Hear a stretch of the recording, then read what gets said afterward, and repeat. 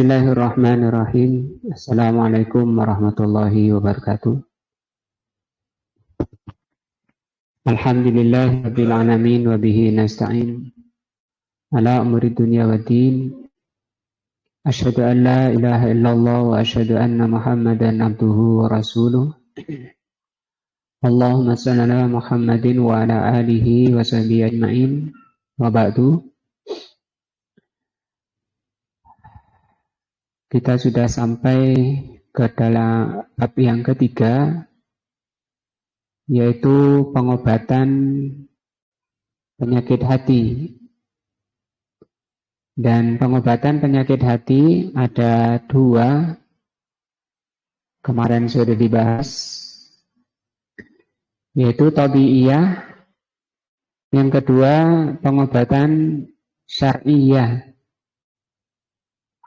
Dan beliau jelaskan bahwa penyakit hati itu ada dua macam. Ada penyakit yang bisa dirasakan atau terasa di dalam dirinya. Yang kedua ada penyakit yang tidak dirasa, maka yang tidak terasa itu yang sangat berbahaya. Penyakit-penyakit hati yang tidak terasa, tidak sakit, sudah dibahas kemarin. Sekarang kita akan masuk ke jenis penyakit yang kedua. Kata beliau, maradun mu'allamun lahu fil hal. Itu penyakit yang terasa, sakitnya itu terasa, penyakit hati yang terasa. Kalham, seperti ham, susah atau sedih. Wal gham ini gelisah atau resah, ya. Jadi tidur nggak bisa memejamkan mata. Di atas tidur nggak bisa tenang, gelisah orangnya. Namanya gham. Wal hazan, sedih, murung, wajahnya tidak ceria, sedih, menyendiri, atau stres, ya, depresi. Wal ghaid itu artinya jengkel. Ini jenis-jenis penyakit hati yang bisa dirasa.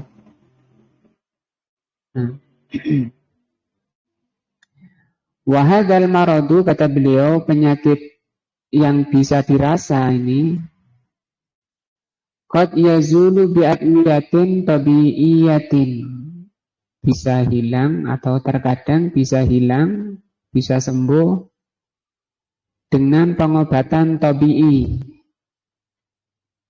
tabiat. Kaizalati asbabihi, seperti menghilangkan sebabnya.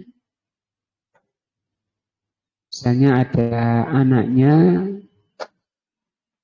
ngunci pintu di kamar, gak keluar-keluar ini anak dari kamarnya. Ibunya nyoba masuk, dilihat anaknya putri, anaknya putri, berselimut, tutup selimut. Dipegang, ibunya biasanya yang paling sensitif. Dipegang kulitnya kok nggak panas. Waktunya makan nggak makan, waktunya sholat nggak sholat. Nah, ditanya diem aja. Keluar, ditutup lagi, keluar, bilang ke abahnya, itu loh putrinya ada masalah. Nah, itu masalahnya ini tidak keluar dari 4 ini, terkena penyakit hati. Nah, bapaknya bilang, kenapa? Coba tanya aja Bu, kenapa? Ditanya, dipaksa, ternyata diputus pacarnya. Dia apa? Sedih, gelisah, resah, jengkel. Nah, ditelepon, tidak ngangkat. Nah, sudah sumpek dia sedih. Nah, lapor ibunya ke bapaknya, ditutup lagi pintunya. Lapor. Bah, katanya diputus sama Eko.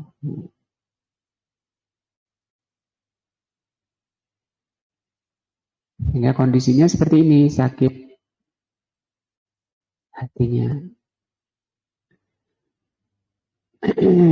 Nah, ini sudah kejadian seperti ini disebabkan karena bisa jadi keteledoran orang tua atau kecolongan. Orang tua yang teledor terhadap putrinya, dibiarkan bergaul bebas, nah, akan mudah mengalami seperti ini. Maka Rasulullah membimbing kepada orang tua, bapak ibunya, kata Rasulullah SAW, la yadkhulunal jannata dayyusun. Tidak akan bisa masuk surga dayyus. Dayyus itu artinya orang yang tidak punya cemburu pada keluarganya. Anaknya goncengan dengan laki-laki lain yang bukan mahram, dibiarkan. Itu dayyus. Istrinya goncengan laki-laki lain ke pasar, atau kemana, atau ke kantor. Ketika suami tidak punya rasa cemburu pada istrinya atau pada putrinya, itu bahasa hadisnya itu dayyus. Dan itu akhlak yang jelek dari orang tua. Kata Rasul tadi apa? La yadkhulunal jannata dayyus. Tidak bisa masuk surga dayyus. Orang yang tidak punya cemburu. Atau seorang suami tahu istrinya itu berkumpul dengan laki-laki lain satu ruangan, di kantor-kantor, pabrik-pabrik. Nah, ketidakadaan cemburunya seorang suami itu sangat khawatir dan sangat jelek. Nah, maka penyakit hati yang bisa dirasakan seperti depresi, stres, sedih, jengkel ini bisa dihilangkan dengan pengobatan tabi'i. Tadi itu kan sudah diinterogasi, sudah ketahuan sebabnya. Sudah diketahui sebabnya karena putrinya menjelaskan, bicara sama orang tuanya. Diputus Eko katanya. Ekonya dihubungi enggak ngangkat. Maka caranya, kata beliau, biizalati asbabihi, dengan cara menghilangkan sebabnya. Wah, ini sudah terlanjur, sebabnya sudah lama, karena sebabnya pergaulan bebas. Nah, orang tuanya harus taubat kepada Allah, banyak istighfar. Itu keteledoran orang tua membiarkan putrinya bergaul bebas dengan laki-laki yang bukan mahramnya. Kejelekan tidak akan berbuah kebaikan, dan kebaikan tidak akan berbuah kejelekan. Nah, maka harus diterangkan kepada putrinya dengan menghilangkan tadi sebabnya. Begini, Dok, ya. Melihat laki-laki yang bukan mahramnya itu diharamkan oleh Allah dalam surat An-Nur ayat 30 insya Allah. Katakan kepada wanita mukminah agar mereka menundukkan pandangan. Itu perintah Allah. Terjadinya apa yang kamu alami ini berawal dari pandangan. Berawal dari pelanggaran firman Allah tadi. Ketika dilepas akan terjadi, akan dialami apa yang kamu alami sekarang. Kalau ingin hilang, kamu harus taubat kepada Allah. Karena ini merupakan efek, merupakan buah dari pelanggaran agama Allah. Ya, itu caranya menghilangkan sebab. Au bil mudawati bima yudadu tilkal asbab. Atau dengan pengobatan dengan menjelaskan lawan sebabnya itu. Sudah, tadi kamu sampai kenal sama Eko itu kan karena kamu banyak keluar. Sementara wanita itu kata Allah di dalam surat Al-Ahzab, waqarna fi buyutikunna. Wanita itu tabiatnya, bawaannya itu kerasan di rumah. Itu fitrah aslinya. Fitrah asli wanita itu kerasan di rumah. Nah, kamu kok bisa kenal Eko bareng? Kemana kamu? Nah, itu diterangkan seperti itu. Cerita nanti putrinya dulu begini-begini, ya sudah. Orang setiap manusia itu pasti terjatuh pada salah dan dosa. Rasulullah bersabda, kullu bani Adam khotoun. Setiap bani Adam itu pasti berbuat salah. Seperti kamu ini sudah berbuat salah. Ya, Abah juga salah karena kurang kontrol pada kamu. Ibu yang di rumah juga kurang kontrolnya. Kalau Abah kan keluar kerja. Ya sudah, Abah istighfar, astagfirullah.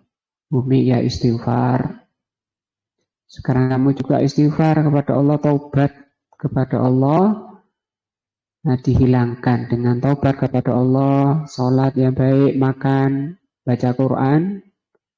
Itu namanya mengobati dirinya dengan sebab, lawan dari sebabnya. Karena sebabnya pelanggaran terhadap ayat Allah. Maka pengobatannya kembali kepada agama Allah. Wa khairul khata'in at-tawwabun. Kata Rasul, sebaik-baik orang salah itu yang bertaubat. Orang baik itu bukan orang yang enggak berbuat salah, enggak ada. Tidak ada namanya manusia yang tidak berbuat salah. Hanya saja kata Rasul, sebaik-baik orang berbuat salah yang bertaubat. Bukan berarti hadis ini menganjurkan atau mendorong atau membiarkan berbuat salah. Tetap diharamkan dan bahaya. Wa yadfa'u mujibaha ma'aqiyamiha. Di samping dinasehati tadi didudukkan, diterangkan sebab-sebabnya kok bisa sampai sana. Kamu kok bisa kenal sama Eko itu dari mana? Nah, sekarang kamu harus kembali kepada fitrah aslimu. Diterangkan oleh Allah. Surat Al-Ahzab tadi. Kata Allah, fitrah wanita itu kerasan di rumah. Kalau kamu sudah tidak kerasan di rumah, itu menunjukkan fitrahnya sudah rusak. Kata beliau, wa yadfa'u mujibaha. Dihilangkan sebab-sebabnya. Nah, sebab-sebabnya dihilangkan, bilang ke uminya, Umi ini insya Allah putrinya siap bertaubat kembali ke jalan yang benar. HP-nya saya pegang dulu, jadi HP-nya ditahan oleh abahnya. Nah, kalau uminya yang pegang kadang dirayu, uminya tidak bisa. tidak bisahan.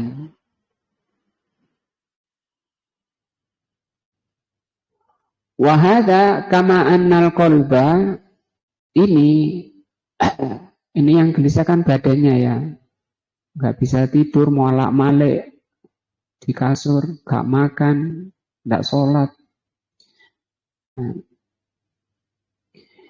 Kama annal qalba qad yata'allam bima yata'allamu bihi al-badanu. Qalb itu, hati itu bisa sakit sebagaimana badan bisa sakit. Wa yaski bima yaski bihil badan, dan bisa menyimpang seperti badan menyimpang. Maka dalika al badan, demikian juga badan.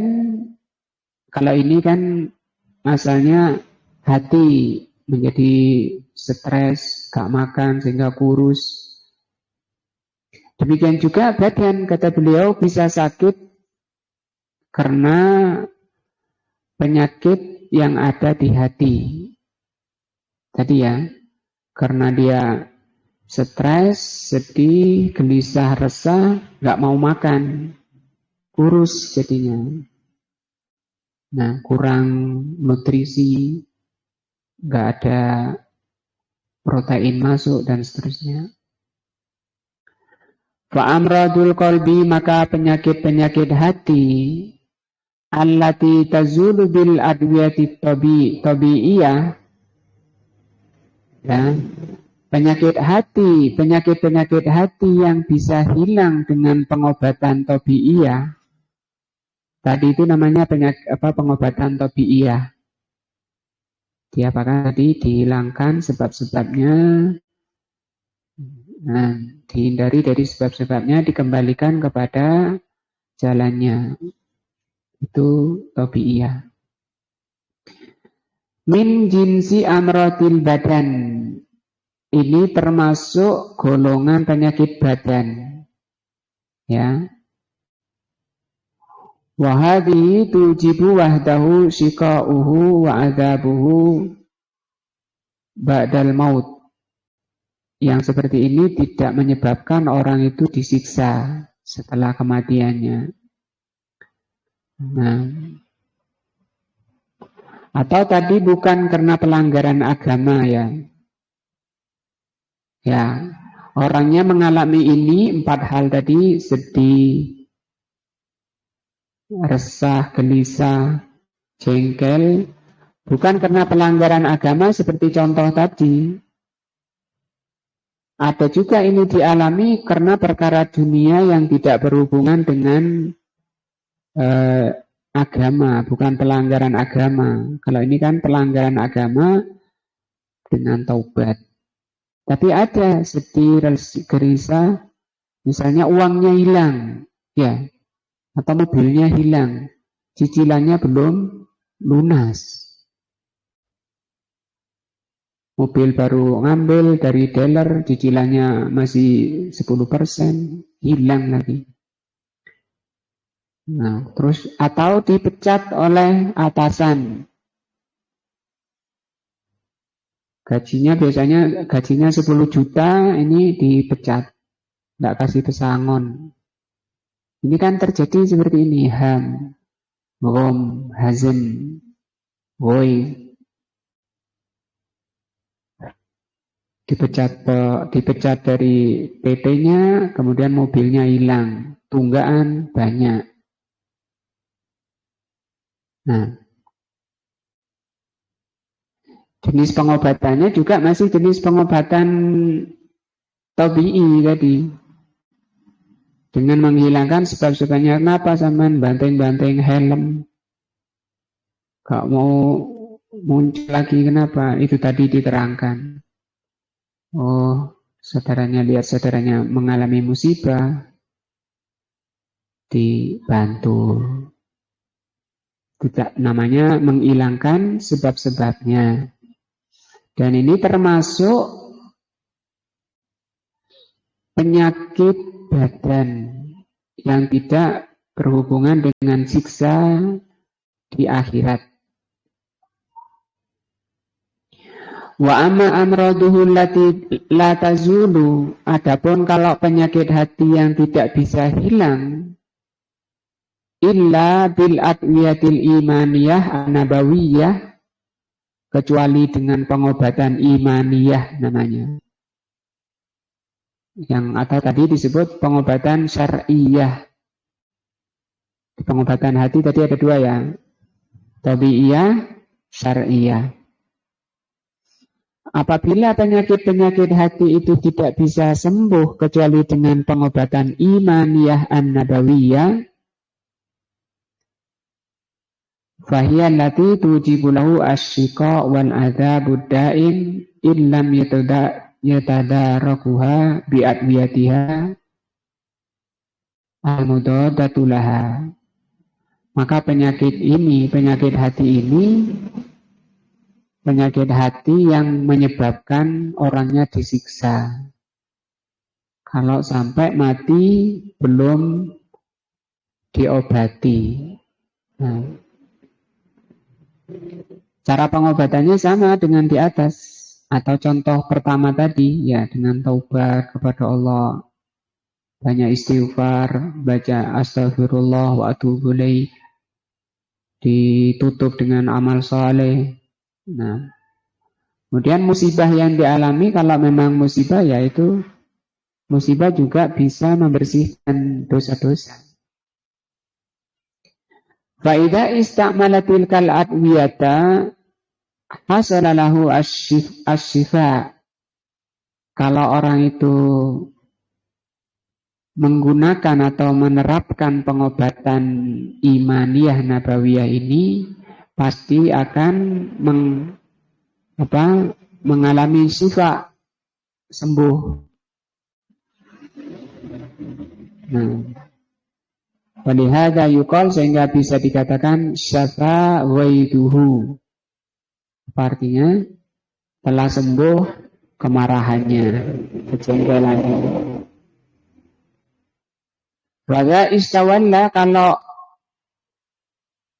istaula, kalau dia dikuasai aduhu oleh musuhnya, alamahu, dia sakit. Nah.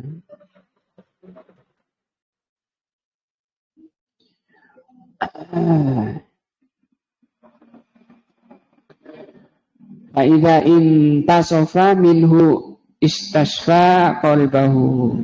Tapi kalau dia dikuasai musuhnya lagi, kemudian dia berobat, mengobati hatinya dengan obat iman ya tadi, akan hilang, akan sembuh hatinya. Beliau bawakan contoh dari ayat surat At-Taubah ayat 14-15. Qatiluhum, perangi musuh-musuh kalian itu. Yu'adzibhumullahu biaidikum, Allah akan menyiksa mereka dengan tangan-tangan kalian. Wa yu'zihim, Allah akan menghinakan mereka. Wa yansurkum, dan Allah akan menolong kalian alaihim, menghadapi mereka. Wa yasfi sudura qaumin mu'minin, dan Allah akan menyembuhkan dada-dada kaum yang beriman. Di sini ya, dada-dada kaum yang beriman Allah sembuhkan. Jadi di hati orang beriman itu banyak penyakitnya, jengkel, marah oleh musuh. Bayudhib,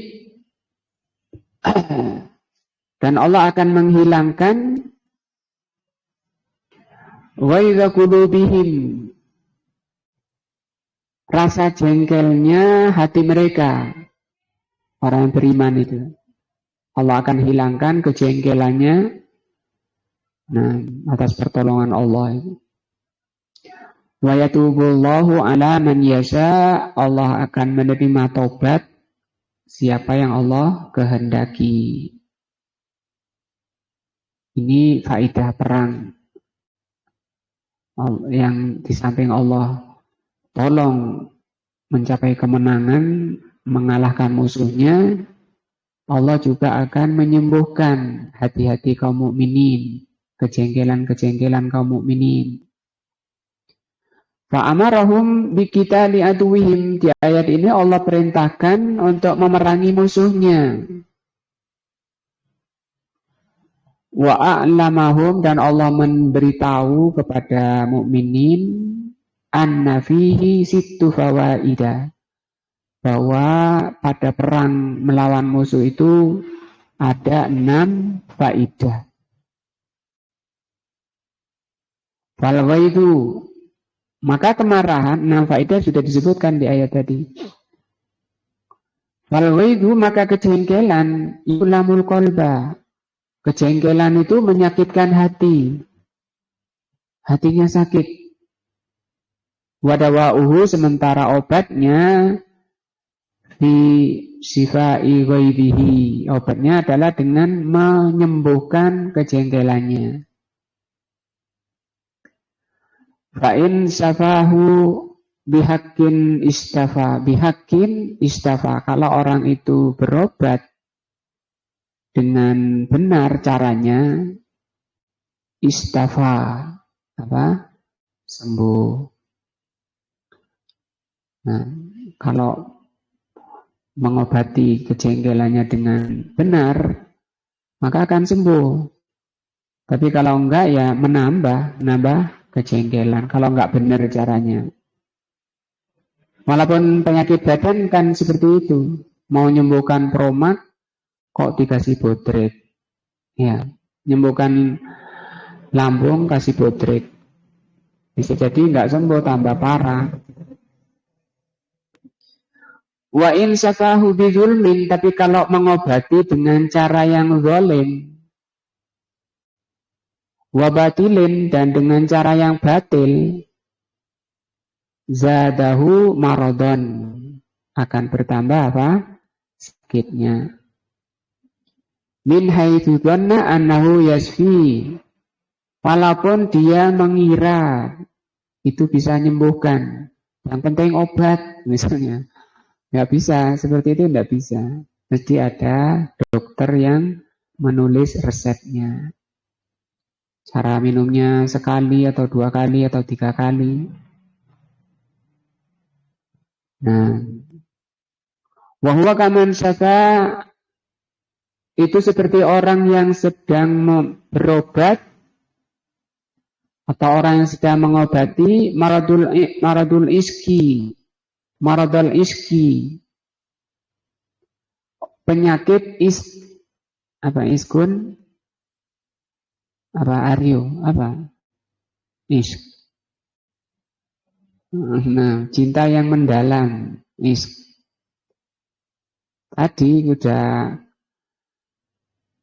merasuk karena pacaran tadi ya.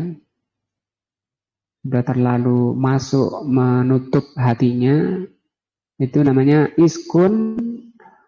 Atau bukan pacaran, orang kecanduan game, asik sama game, game-gamean ya, game. Ini panggilan azan, walaupun rumahnya dempet sama masjid, muadzinnya teriak sekeras-kerasnya, speakernya menghadap telinganya. Tapi kalau dia lagi asyik, bahasa isim fa'ilnya kan asyik. Nama penyakitnya iskun. Ini sudah jadi bahasa Indonesia, asyik. Apa kok gak kerungu lho kok? Kenapa kamu gak bisa dengar adzan? Anaknya jawab, lagi asyik. Ya. Kan banyak orang asik sama lawan jenisnya, asik sama game, asik sama pekerjaannya, asik sama pertaniannya, asik sama peternakannya. Dan itu kejelekan, kata Rasul SAW dalam hadis, idza tabayatum bil inah, kalau kalian sudah jual beli dengan riba, rentan, Waraditum bizar'i, kalian sibuk dengan pertanian sampai melalaikan agamanya. Wa akhaltum adnabal baqar, kalian sibuk dengan peternakan. Ya, yang ternak-ternak, yang petani-petani. Wa taraktumul jihad, dan kamu tinggalkan jihad, kata Rasul, sallallahu alaikum dzullah, Allah akan timpakan kehinaan, kerendahan. La tarji'u, la yunza'u, tidak akan diangkat dari kehinaan itu, hatta tarji'u ila dinikum, sampai kalian mau kembali taubat kepada agama kalian. Kembali ke sini. Seperti orang yang mengobati penyakit asyik bil fujur, dengan pelanggaran. Fujur itu durhaka, maksiat. Tadi penyakitnya terlalu kangen, maka pengobatannya mendatangi orangnya. Atau orangnya karena orang tuanya jahil, malah dipanggil Mas Eko. Ya, Mas Ekonya dipanggil. Suruh nemeni di situ. Biar mau makan, mau sholat. Ya enggak gitu caranya kalau mau dipanggil, disuruh nikah. Daripada anaknya berlumuran dosa-dosa. Bil maksud, dengan cara yang tidak benar ini ya. Mengobati asik dengan kemungkaran. Fa inna dzalika yazidu maraduhu. Cara yang seperti ini hanya akan menambah sakitnya. Dan itu kebanyakan orang. Sumpek, uangnya banyak sih. Sumpek melancong kemana-mana sudah. Tidur di gua. Menjadi turis. Ya. Mau beli kangkung ke Singapura. Wah, naik pesawat. Kangkung. Padahal di samping rumahnya ada cuma kangkung. Tapi karena tadi, sumpek lagi sumpek. Kenapa suaminya nggak pulang-pulang misalnya, dikirimi uang tok. Nah, akibatnya uangnya dibuat foya-foya, beli obat penenang. Wa yujibu lahu amradan ukhra, bahkan bisa menyebabkan amrod. Kalau ini maradun, satu penyakit asalnya, tapi karena pengobatannya salah, malah menambah penyakit-penyakit ukhor yang lain. As'abu min maradil iski, yang lebih parah, lebih berat daripada penyakit isk. Nah, kama sayati insya Allah, seperti nanti akan diterangkan insya Allah. Wa kadzalika al-gham, demikian juga al-gham. Walham walhazn, sedih, resah, gelisah, ini termasuk penyakit hati. Amradun lil qalbi, ini juga masuk jenis. Wasifa'uha, cara pengobatannya menyembuhkan ini tadi, gelisah, resah, sedih. Kalau sembuh namanya apa orangnya? Senang, ceria, gembira, ya. Dan itu nampak dari wajahnya, dari bicaranya. Biasanya orang itu ceria sekali, ngomong sana sini. Nah ini kok di kamar terus wajahnya merengut. Wasifa'uha, cara pengobatannya bi'a'dadiha. Cara pengobatannya adalah dengan lawannya. Minal farhi wassurur. Yaitu perkara-perkara yang menyebabkan orang itu gembira. Kenapa kamu sedih? Uangku hilang, misalnya. Wah, nggak usah sedih. Uang hilang itu, kapan hilangnya? Tadi.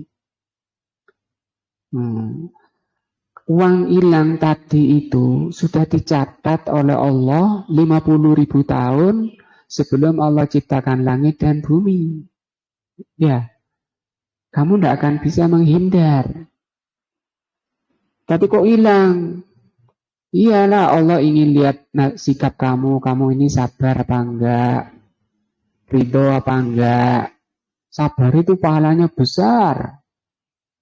Innama yuwaffas sabiruna ajrahum bighairi hisab, kata Allah. Sesungguhnya Allah akan membalas pahala orang yang bersabar itu tanpa hitungan. Besar sekali. Nah, iya tak? Iya, itu Allah yang berfirman, Rasul juga. Juga yang kedua, di samping pahalanya besar ketika uangnya hilang, itu bisa menghapus dosa-dosa, karena itu musibah. Buat apa kamu banyak uangnya, banyak dosanya?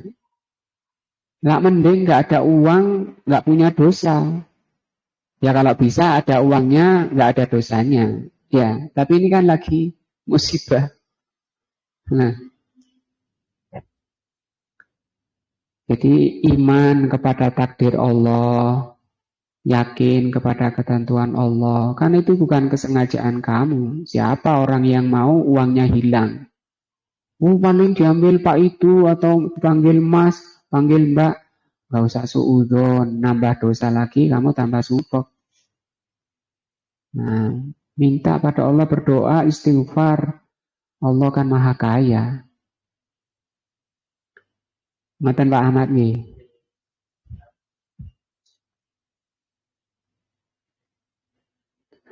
Fa'in kana dzalika bihaqqin, kalau cara pengobatannya itu benar, tadi istafal qalbu, akan sembuh hatinya.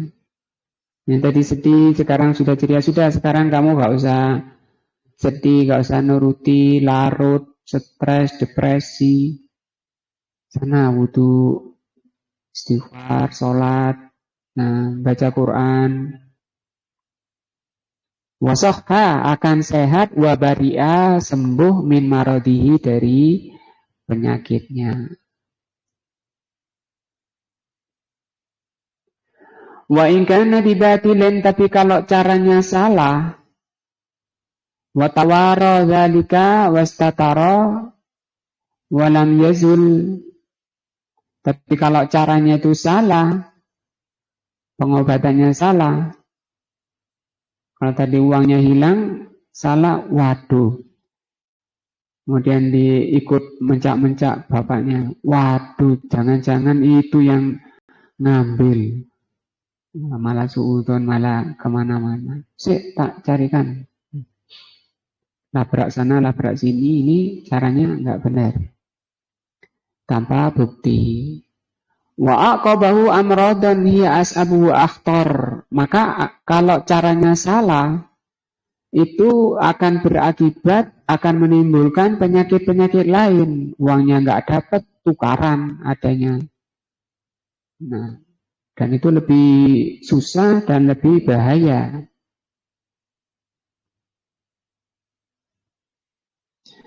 Wa kadzalika al-jahlu, demikian juga al-jahlu.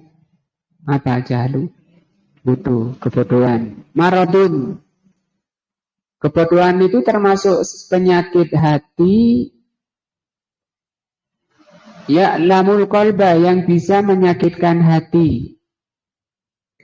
Aminan nasi man yatadawihi bi'ulumin la tanfa'uhu. Ada kalanya manusia itu mengobati penyakit bodoh pada dirinya dengan ilmu yang tidak bermanfaat. Ilmunya tidak datang dari Allah dan Rasulnya. Makanya kalau cari ilmu, beli kitab, beli buku, tidak boleh sembarangan. Karena ilmu itu makanan hati, bisa jadi nutrisi, bisa jadi menyakitkan, tambah parah, tambah sakit, dan bisa jadi menyembuhkan. Tergantung benar tidaknya ilmu yang dipelajari. Wayak takidu dan dia yakini apa yang dia baca anahu qad sahha. Ini kemarin sudah dibahas bahwa jahlun ini termasuk penyakit hati yang tidak dirasa ya, yang tidak terasa.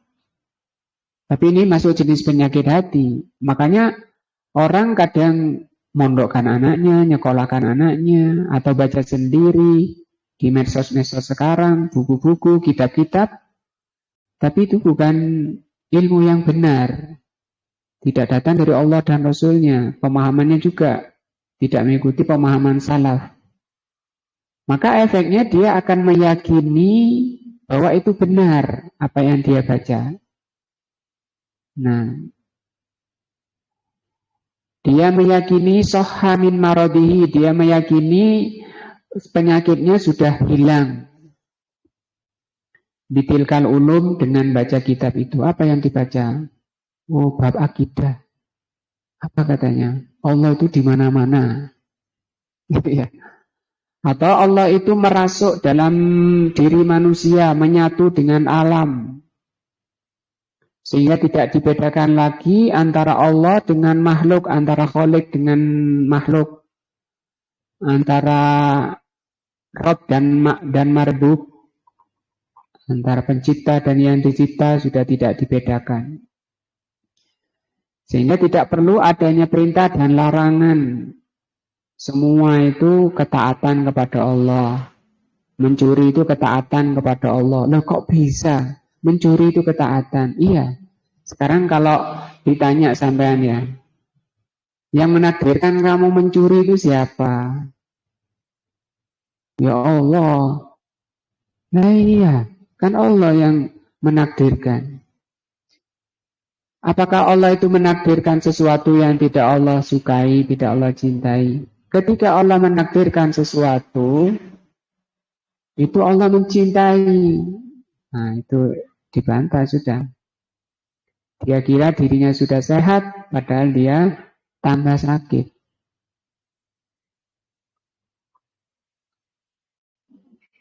Ya, kadang orang menghadapi penyakit bodoh itu ini banyak ya, sampai jadi 70 golongan itu sebabnya ini.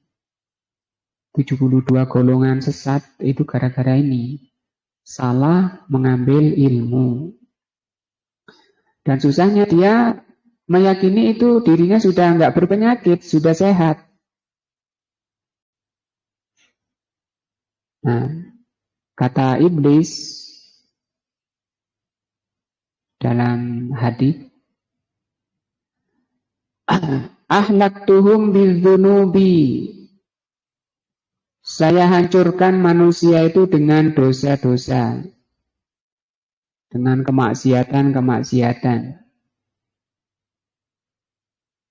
Fa'ahlaktumuni bil istighfar, tapi manusia mengalahkan aku dengan istighfar. Saya ajak manusia itu mencuri. Setelah mencuri ternyata istighfar. Maka kalah aku, kata iblis. Iblisnya bilang kalah aku karena dia istighfar. Karena si pencurinya kan sadar bahwa itu pelanggaran agama, itu dosa. Falamma ra'aitu dzalika, ketika aku melihat yang demikian itu, kata iblis, ahlaktuhum bil ahwa, aku hancurkan manusia dengan nafsu, dengan bid'ah, dengan ilmu yang menyimpang tadi. Fayasabuna annahum muhtadun wa la yastaghfirun. Maka mereka menyangka, mereka meyakini mereka berada di atas hidayah. Dikira dirinya sudah sembuh. Wala yastaghfirun, dan mereka tidak istighfar. Mau istighfar gimana? Karena itu diyakini sebagai al-haq, kebenaran. Wahya fil haqiqati, Padahal hakikatnya innama taziduhu maradon ila maradihi. Padahal hakikatnya dia apa? Bertambah sakitnya di atas sakit. Ya, tambah sakit kok tambah diyakini sembuh. Kok nggak terasa? Kenapa? Kata beliau, lakin istagholal qalbu biha an idrakil alam al-kaminu fi. Tetapi karena dia sibuk, hatinya sibuk dengan apa yang dia alami, apa yang dia perbuat, sehingga dia tidak merasakan sakitnya hati. Bisa babi jahlihi bil ulumin nafi'ah, karena dia tidak, disebabkan karena jahilnya, karena bodohnya dengan ilmu yang bermanfaat. Jadi ilmu yang bermanfaat itu ilmu yang datang dari Al-Quran dan Sunnah yang dipahami oleh salaful ummah. Kalau keluar pemahaman dari salaful ummah, yaitu para sahabat, maka itu namanya ilmu yang tidak bermanfaat. Dan menyebabkan orangnya terancam neraka. Kata Rasul, sintani wa sab'una finnar, yang 70 golongan, 72 itu finnar, masuk neraka.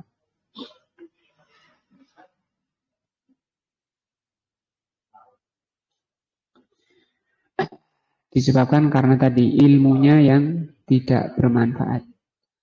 Allati hiya syartun fi sihhatihi wa bu'rihi. Ilmu yang bermanfaat ini merupakan syarat sehatnya hati seseorang dan hilangnya atau sembuhnya hati seseorang dari penyakit apa? Jahlun. Dan orang yang mengikuti salaf adalah orang yang memahami ilmu yang bermanfaat, mengamalkan ilmu yang bermanfaat, dan memperjuangkan. Ikuti ulama salaf dari kalangan sahabat dan seterusnya sampai hari kiamat. Dan itu tetap ada. Orang mengikuti salafus saleh itu tetap ada setiap tempat dan setiap kurun. Rasulullah bersabda, la tazalu fi ummati ta'ifatun, tidak akan hilang dari umatku itu sekelompok. Ta'ifah itu sekelompok. Zahirina 'alal haq, yang mereka menampakkan, zahirin. Mereka menampakkan, memperjuangkan al-haq. La yazalu man khazalahum, tidak akan bisa dikalahkan, dihancurkan oleh orang yang melawannya. 72 lawan 1, itu yang 1 menang, kata Rasul. Hatta ya'ti amrullah, sampai menjelang hari kiamat. Semoga Allah Subhanahu wa taala menakdirkan kita termasuk golongan yang mengikuti salaf, itu Rasul dan para sahabat di dalam memahami, mengamalkan, dan memperjuangkan Islam.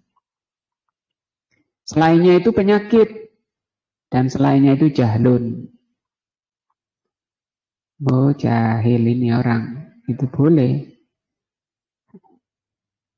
Orang yang ngotot di atas penyimpangannya itu boleh dibilang apa? Jahlun. Qala Nabi sallallahu alaihi wasallam, Rasulullah bersabda, fil ladzi aftu bil jahli.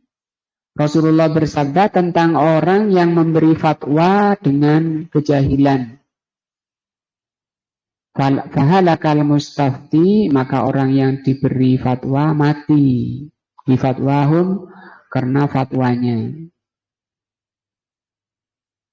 Kata Rasul apa? Qataluhu, mereka telah membunuh dia. Qatalahumullah, Walaupun itu ditakdirkan oleh Allah karena fatwanya itu yang menyebabkan. Ala sa'alu, tidakkah mereka mau bertanya dulu? Idlam ya'lamu, kalau tidak tahu. Fa innama syifa'ul as-su'alu. Karena obat kebodohan adalah bertanya. Ini hadis sahih ini. Nah, faja'alal jahla, Rasul menjadikan kebodohan maradon itu sebagai penyakit. Wasifa'uhu su'ala, dan obatnya adalah bertanya atau belajar. Belajar obat yaitu ahlul ilmi.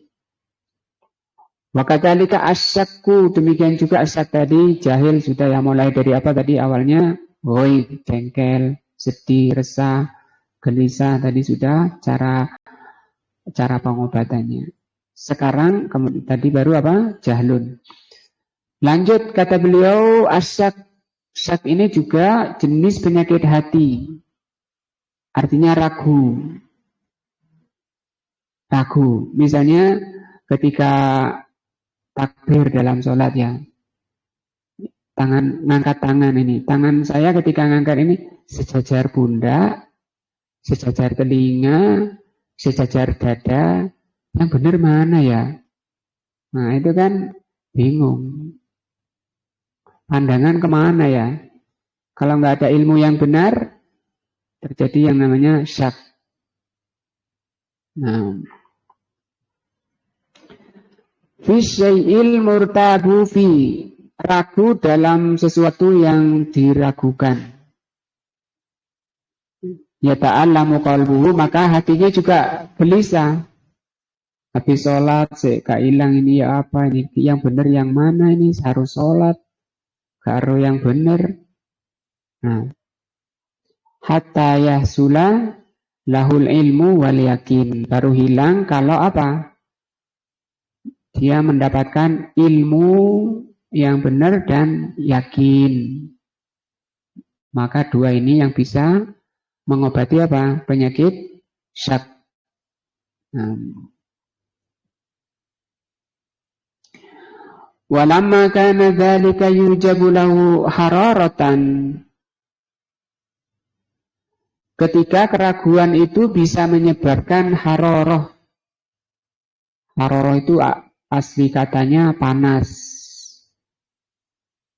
Dipegang dadanya kok berdebar-debar. Ini kenapa ini? Matanya merah misalnya.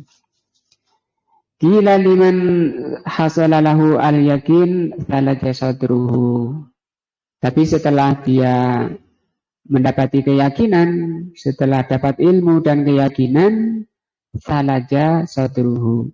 Apa salaja? Dingin. Ini sudah menjadi bahasa Indonesia ini. Bahasa Indonesianya apa? Salju. Dari kata salaja. Kalau salah artinya apa? Bahasa Arabnya salah apa? Salah. Salah itu apa? Iya, coba buka salah itu kan 3 isinya. Wahasalalahu burdul yakin, maka dia akan merasakan dinginnya keyakinan. Jadi keyakinan yaitu buah dari ilmu yang bermanfaat, yang dari Al-Quran dan hadis, itu sifatnya dingin. Makanya orang yang punya ilmu, ilmunya benar, dalilnya kuat, orangnya tenang, dingin. Nah, wa kadzalika yadiku bil jahli wad dalali an tariqi rusdihi. Dan demikian juga orang yang tidak mengerti ilmu yang bermanfaat akan sempit dadanya, resah dan seterusnya. Kalau di ayatnya nanti kita lihat ayatnya ya. Wa yasrahu wa yansarihu bil huda wal ilmu. Hati yang sempit karena bodohnya tadi itu bisa hilang. Jadi kalau hidup ini diliputi kesumpekan, resah, gelisah, nggak tenang-tenang, padahal semua sudah ada, hartanya banyak, melimpah, rumah banyak, nggak terhitung, rumahnya di sana sini, setiap perumahan dia invest. Itu terjadi sampai teman saya yang biasa kesini, Pak Amin itu ngontrak rumah sudah 10 tahun apa. Yang punya rumah nggak ada kabarnya gimana, alamatnya di mana. Jadi itu banyak di perumahan seperti itu.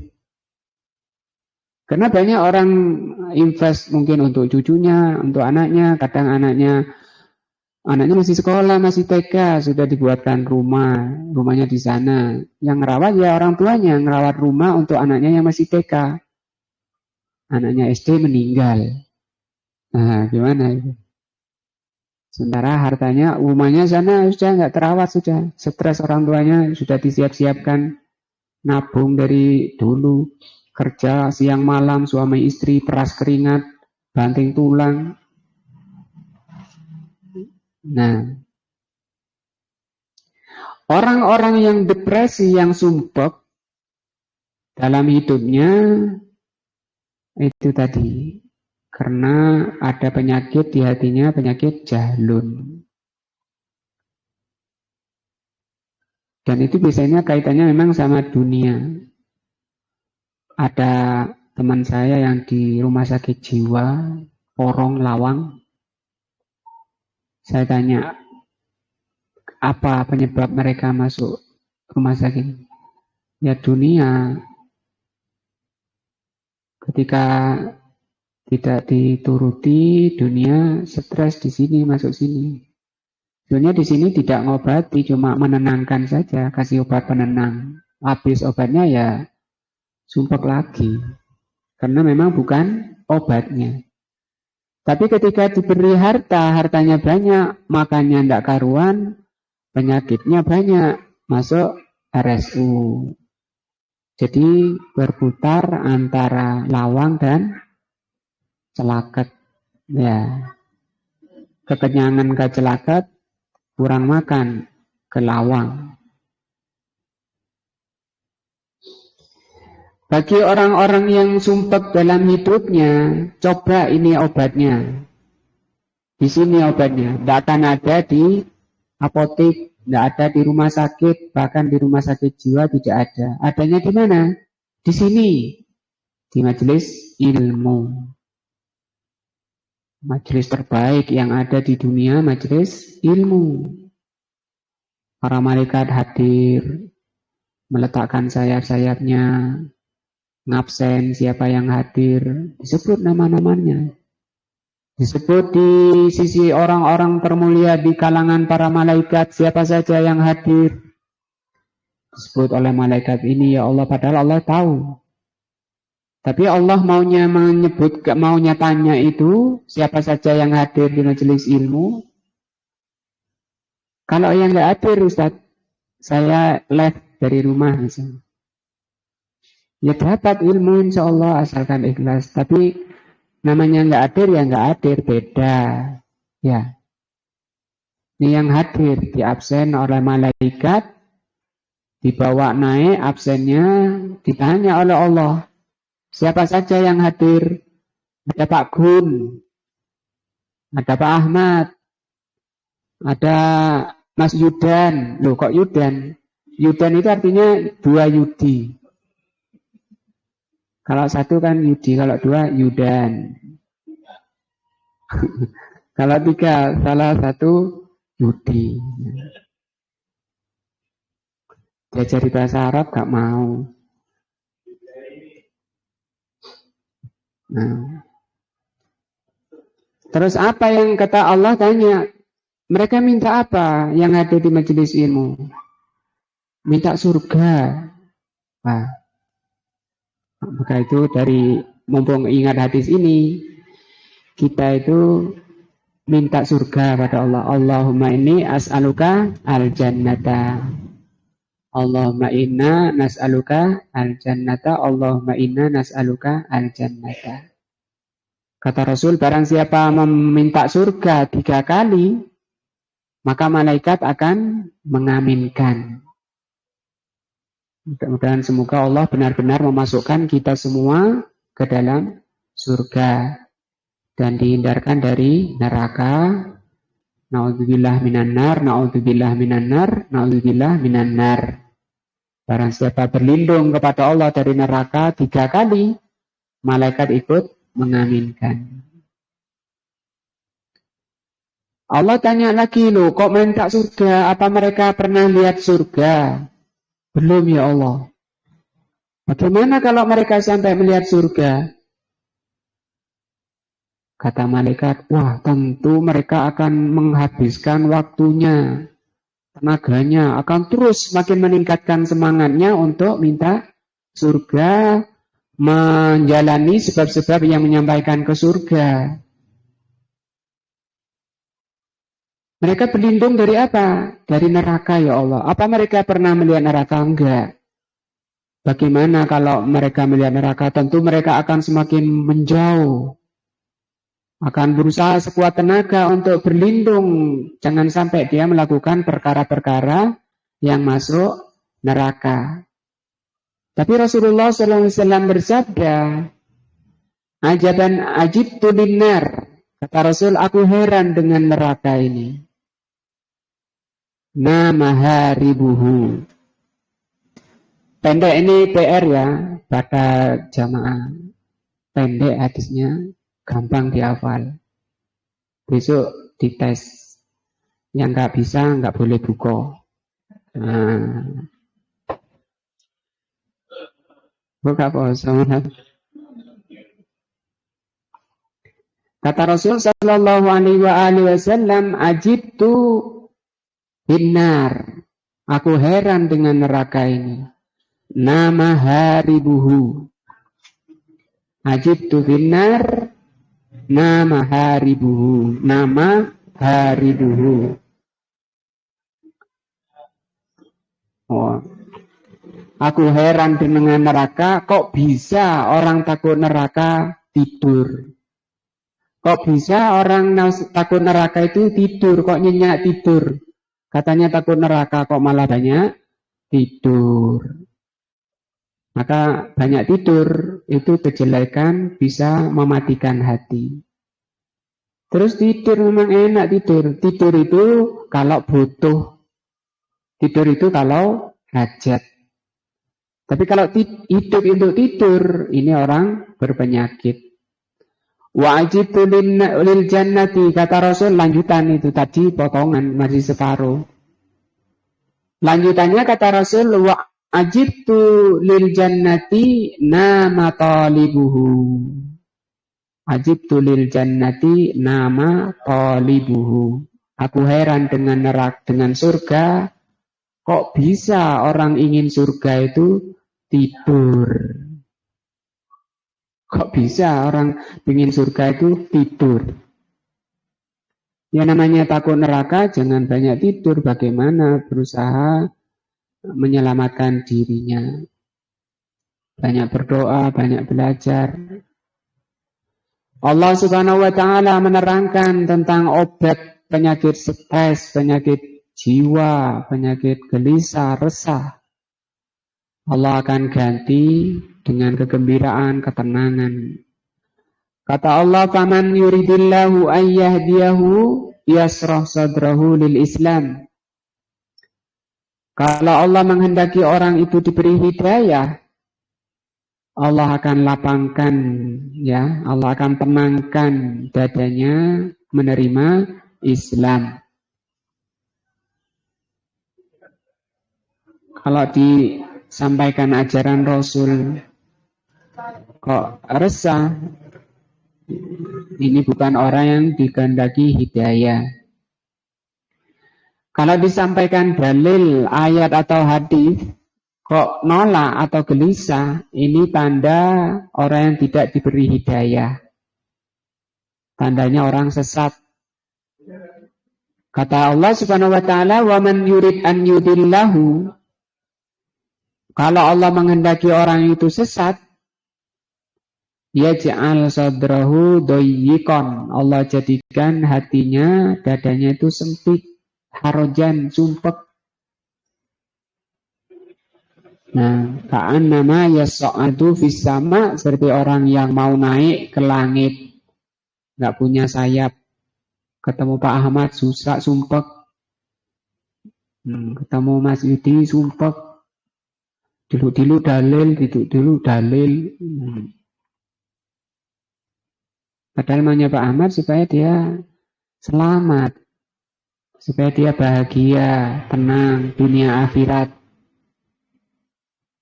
Nah, tapi hidayah kan memang milik Allah.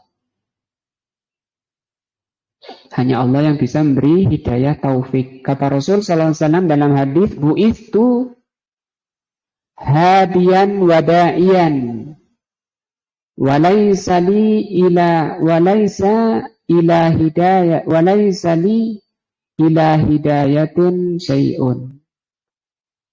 Kata Rasul sallallahu alaihi wasallam, aku ini diutus untuk mengajarkan kebenaran, menyampaikan dalil. Dan saya ini dai, mengajak saja. Sama sekali aku ini tidak bisa memberikan taufik. Wabu isa iblis, dan iblis itu diutus muwiyan wa zuyinan. Iblis itu diutus untuk menyimpangkan,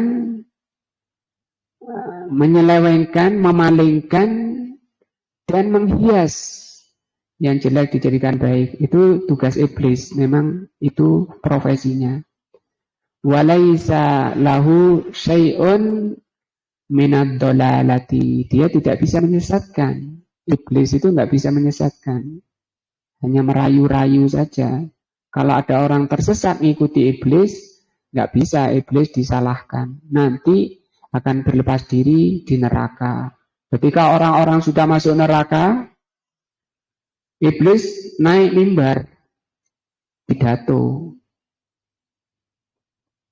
Sebenarnya kalian ini sudah di neraka. Nah, sudah mengetahui kebenaran bahwa agama Allah yang benar. Keselamatan adalah taat kepada Allah. Dan saya hanya mengajak kalian. Nah, kenapa kalian itu mengikuti saya? Ada apa kalian mengikuti saya? Maka celalah diri-diri kalian semua. Aku berlepas diri dari kalian semua. Nanti tunggu ceramah besar dari iblis di neraka. Mudah-mudahan kita nggak ketemu, nggak hadir di ceramah itu. Ceramah apa? Perlepasan diri dari iblis. Wasayati akan datang nanti dzikru maradi daikis sadri wasababuhu wa ilajuhu insyaallah. Nanti akan ada bab sendiri membahas penyakit sesak dada. Dan sebabnya juga nanti disebutkan pengobatannya. Ini baru nyinggung saja. Ini penyakit apa nih? Syak, ya, ragu. Wal maksudu, kesimpulan dari bahasan ini, berapa ini? 3. Anamil amad, bahwa di antara penyakit-penyakit hati, mayazulu tabiyah, ada yang bisa sembuh dengan penyakit iya. Itu sudah dibahas mulai kemarin. Wa min di antara penyakit hati, mayazulu illa al-ayat syar'ah al-imaniyah, dan yang bisa dilakukan dengan batas syariah iman. Nah, Wal qalbu lahu hayat, hati itu ada yang wa mautun, ada yang mati, yang ada obatnya. Kita obatnya. Walaupun mati bisa dilihat dalam surat Al-An'am ayat 122. Allah berfirman, awamangka namaitan, kata Allah, apakah orang yang telah mati hatinya, fa'ahyainahu, kemudian kami hidupkan. Dengan apa dihidupkan hati yang telah mati? Dengan Al-Quran. Karena sudah lewat ayatnya, Al-Quran sifaun di situ. Ahyainahu lahu nuran, dan kami berikan Al-Quran di samping kehidupan itu menjadi cahaya. Nah, wadzalika mengurus hati itu lebih penting daripada urusan badan. Ini menyelisihi perkataan beliau, ini menyelisihi kenyataan. Kenyataannya orang lebih pentingkan apa? Badannya. Badannya cuma sakit apa sedikit. Wah, ada orang itu tidak bisa tuh.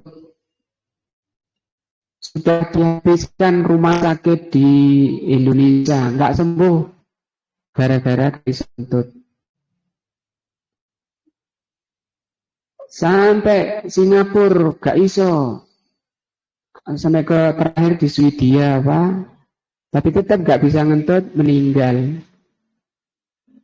Tapi kan kebanyakan orang memang seperti itu, sakit dikit saja itu sudah gelisah resah cari obat, siap mengorbankan apa yang dia punya. Tapi manusia cuek, tidak peduli, hatinya berpenyakit, hatinya sakit, bahkan hatinya mati, tidak peduli. Sementara urusan akhirat bukan urusan dengan badan, tapi berurusan dengan hati.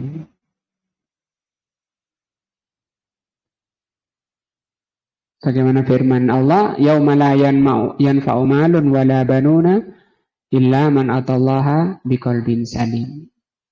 Kecuali yang ketemu Allah dengan qalbun salim. Al-babur rabi'u, bab yang keempat.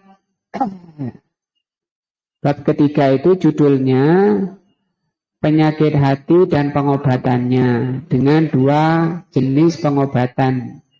Pengobatan tabi'i dan syar'i. Di bab 4 ini kata beliau, fi anna hayatal qalbi wa israqihi madatu kulli khairin fi. Judul babnya bahwa hidupnya hati, bercahayanya hati atau terangnya hati itu merupakan sumber segala kebaikan, potensi segala kebaikan. Wa mautuhu, kematian hati, wa zulmatuhu, dan kegelapan hati, lawan dari isyraq, madatu kulli syarrin fi, merupakan sumber potensi segala kejelekan. Nah, ingat-ingat ya judulnya. Maka baik buruk itu tergantung kondisi hati. Kata beliau, aslu kulli khairin, asal segala kebaikan atau sumber segala kebaikan, wasa'adatin, dan sumber segala kebahagiaan lil abdi, bagi seorang hamba, bal likulli hayyin natik, bahkan segala yang hidup yang berbicara, nggak tahu nanti contohnya apa ini segala yang berbicara. Bukan hanya hamba, kalau ini manusia. Adalah kamalu hayatihi wa nurihi. Sumber segala kebaikan dan kebahagiaan seorang hamba tergantung kesempurnaan hidup dan cahaya hati seseorang. Fal hayatu wan nuru, maka cahaya, kehidupan dan cahaya, madatul khairi kullihi, sumber kebaikan semuanya atau sumber semua kebaikan. Qala Allah Ta'ala, Allah berfirman, ini ayatnya. Awaman kana maitan fa ahyainahu wa ja'alna lahu nuran. Apakah orang yang telah mati kemudian kami hidupkan dan kami berikan, kami jadikan Al-Quran itu baginya sebagai cahaya, yamshi bihi finnas, bisa berjalan dengan Al-Quran itu di kalangan manusia. Kaman mathaluhu fil dzulumati, apakah sama dengan orang yang dalam kegelapan? Laisa bi kharijin minha, tidak bisa keluar. Nah, fajumi'a bainal aslaini, maka di ayat ini disebutkan oleh Allah dua sumber, dua dasar pokok, al-hayatu wan nur, hidup dan cahaya. Fabil hayati, maka dengan hidup takunu kuwatuhu, dengan hidup itu orang kuat. Kekuatan itu kalau hidup. Nah, wasamuhu, namanya hidup itu bagaimana? Dia punya kekuatan. Wasamuhu, dia bisa mendengar. Wabasaruhu, dia bisa melihat. Wahayauhu, dia punya rasa malu. Waifatuhu, dia punya kehormatan, jaga diri. Wasaja'atuhu, dia pemberani. Wasabruhu, dia bersabar. Wasairu ahlakihi al-fadilati, dan semua ahlak-ahlak mulia itu menjadi sifat kehidupan. Kalau mati itu nggak malu, telanjang-telanjang di jalan nggak malu, karena nggak ada hidupnya. Berbuat maksiat nggak malu.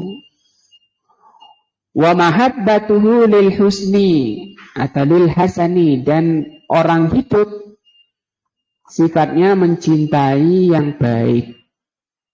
Wa bughduhu lil qabi, membenci yang jelek. Kok ada orang senang kejelekan? Wah, ini dipertanyakan sifat hidupnya. Fakullama kuwiyat hayatuhu, ketika semakin kuat sifat kehidupannya, kuwiyat fihi hadhihi sifat, akan semakin kuat sifat-sifat tadi yang sudah disebut. Wa idza da'ufat, tapi kalau melemah hayatuhu, hidupnya, da'ufat fihi hadhihi sifat, akan melemah juga sifat-sifat tadi. Ada malu tapi dikit, ada sabar tapi dikit. Nah,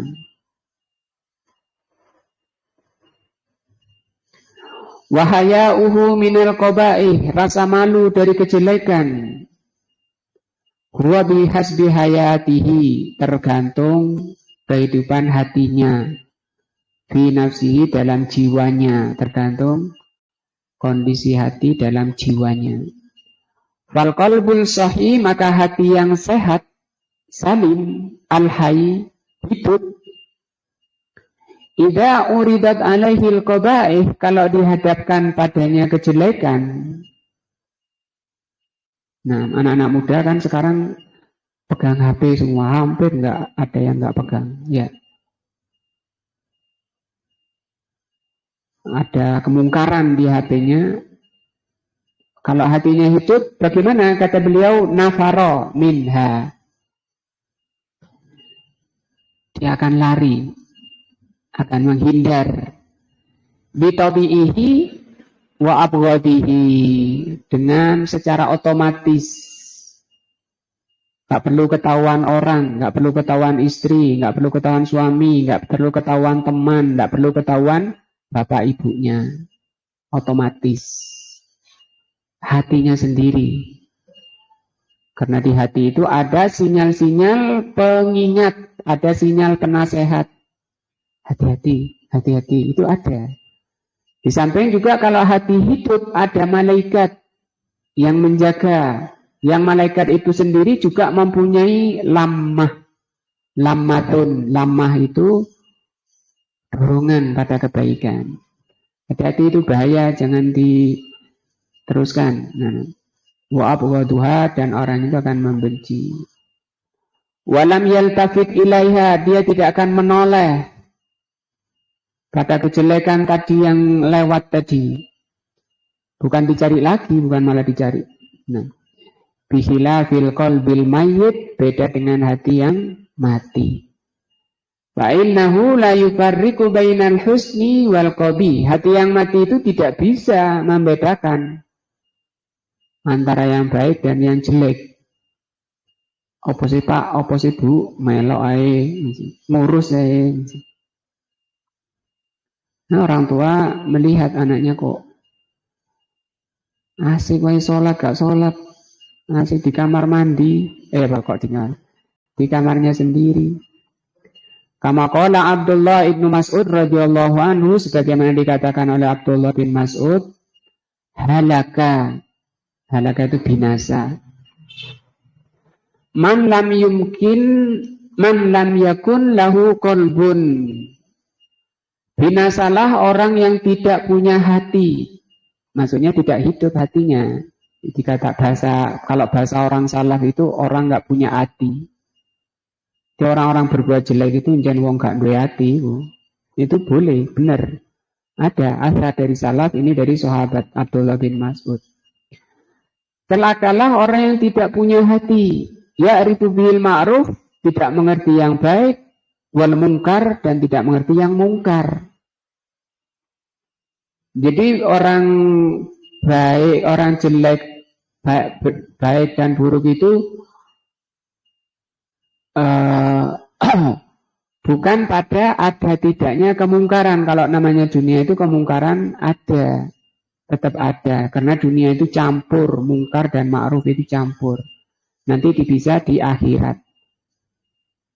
Selama orang itu punya hati, walaupun kemungkaran ada di samping rumahnya, dia akan tetap mengingkari. Tidak akan setuju, tidak akan rela, tidak mencintai. Walaupun ada di sampingnya.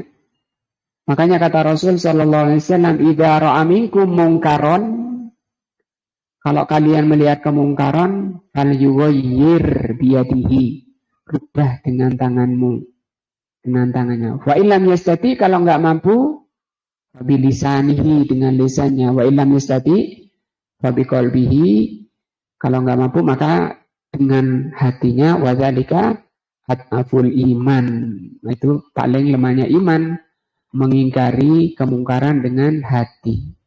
Ada di sampingnya tapi hatinya enggak setuju, itu sudah masuk nahi mungkar paling lemah.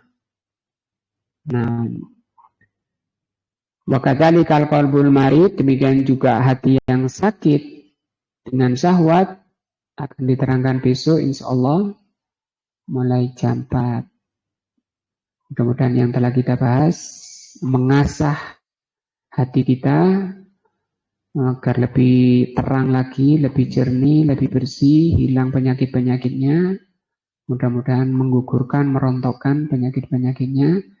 Saya makin kuat, makin sehat, makin bercahaya, sehingga kita menghadap Allah dalam keadaan qalbun salim. Wallahu a'lam bishawab. Subhanakallahumma wa bihamdika, asyhadu an la ilaha illa anta, astaghfiruka wa atubu ilaika. Wassalamualaikum warahmatullahi wabarakatuh.